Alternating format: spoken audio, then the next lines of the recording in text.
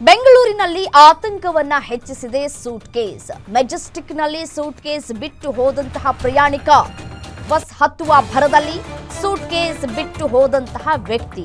ಸಹಜವಾಗಿಯೇ ಯಾರೇ ಏನೇ ಒಂದು ವಸ್ತುವನ್ನ ಎಲ್ಲೇ ಬಿಟ್ಟು ಹೋದ್ರೂ ಈ ಸಂದರ್ಭದಲ್ಲಿ ಆತಂಕ ಕೂಡ ಸಹಜವಾಗಿಯೇ ಹೆಚ್ಚಾಗುತ್ತೆ. ಬಸ್ ಹತ್ತುವ ಭರದಲ್ಲಿ ಸೂಟ್ ಕೇಸ್ ಅನ್ನ ಬಿಟ್ಟು ಹೋಗಿದ್ದಾರೆ ವ್ಯಕ್ತಿ.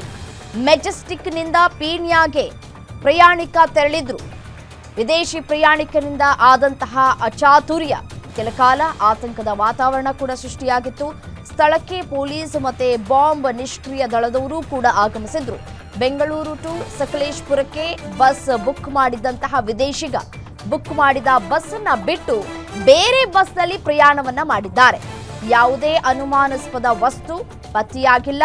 ಪರಿಶೀಲನೆಯ ಸಂದರ್ಭದಲ್ಲಿ ಬಟ್ಟೆಗಳು ಮಾತ್ರ ಪತ್ತೆಯಾಗಿದೆ ಅನ್ನುವಂತಹ ಮಾಹಿತಿ ಸದ್ಯಕ್ಕೆ ಸಿಗ್ತಾ ಇದೆ. ಈಗ ಎಲ್ಲೇ ಯಾವುದೇ ರೀತಿಯಾದಂತಹ ಅನುಮಾನಾಸ್ಪದವಾಗಿ ಸೂಟ್ ಕೇಸ್ಗಳು ಪತ್ತೆಯಾದರೆ ಸಹಜವಾಗಿಯೇ ಆತಂಕವನ್ನ ಹೆಚ್ಚು ಮಾಡುತ್ತೆ. ನೆನೆಯಷ್ಟೇ ಬಾಂಬ್ ಸ್ಫೋಟವಾಗಿದೆ.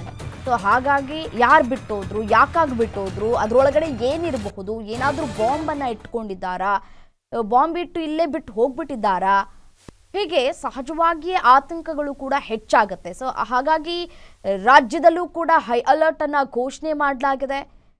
ಇಂಚಿಂಚು ಮಾಹಿತಿಯನ್ನ ಕೂಡ ಸಿಎಂ ಸಿದ್ದರಾಮಯ್ಯನವರು ಇಲ್ಲೂ ಕೂಡ ಪಡೆದುಕೊಳ್ತಾ ಇದ್ದಾರೆ. ಯಾರಾದರೂ ಅನುಮಾನಾಸ್ಪದವಾಗಿ ಓಡಾಟ ಮಾಡ್ತಾ ಇದ್ರೆ, ಅನುಮಾನಾಸ್ಪದವಾಗಿ ಕಂಡು ಬಂದ್ರೆ ಅಂಥವರನ್ನ ತನಿಖೆಗೆ ಒಳಪಡಿಸುವಂತಹ ಕೆಲಸಗಳು ಕೂಡ ಆಗ್ತಾ ಇದೆ. ಯಾಕೆಂದ್ರೆ ಕೆಂಪುಕೋಟೆಯ ಬಳಿ ನಡೆದಂತಹ ಆ ಒಂದು ಬಾಂಬ್ ಸ್ಫೋಟ ಪ್ರಕರಣ ಇಡೀ ಭಾರತವನ್ನೇ ಬೆಚ್ಚಿ ಬೀಳಿಸಿದೆ.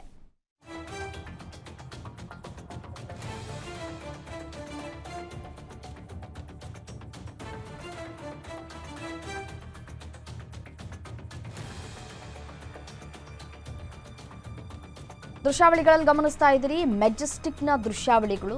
ಯಾರೋ ಅಲ್ಲಿ ಸೂಟ್ ಕೇಸನ್ನು ಬಿಟ್ಟು ಹೋಗ್ಬಿಟ್ಟಿದ್ದಾರೆ. ವಿದೇಶಿಗನಿಂದ ಆದಂತಹ ಈ ಒಂದು ಘಟನೆ ನೋಡಿ. ಬಸ್ಸನ್ನು ಹತ್ತುವ ಆತುರದಲ್ಲಿ ತನ್ನ ಸೂಟ್ ಕೇಸನ್ನು ಬಿಟ್ಟು ಹೋಗಿದ್ದಾನೆ. ಆತುರವಾಗಿ ಹೋಗಬೇಕು ಅರ್ಜೆನ್ಸಿಯಲ್ಲಿ ಅಂತ ಹೇಳಿ ತಾನು ತೆಗೆದುಕೊಂಡು ಬಂದಿದ್ದಂತಹ ಸೂಟ್ ಕೇಸನ್ನೇ ಮರೆತು ಹೋಗಿದ್ದಾನೆ ಅಂತಂದರೆ ಯೋಚನೆ ಮಾಡಿ ಅಲ್ಲಿಗೆ ಎಷ್ಟು ಅರ್ಜೆನ್ಸಿ ಇತ್ತು ಅಂತ ಹೇಳಿ. ಸಹಜವಾಗಿಯೇ ನಿನ್ನೆ ನಡೆದಂತಹ ಘಟನೆ ಆತಂಕವನ್ನು ಮತ್ತಷ್ಟು ಹೆಚ್ಚು ಮಾಡ್ತಾ ಇದೆ.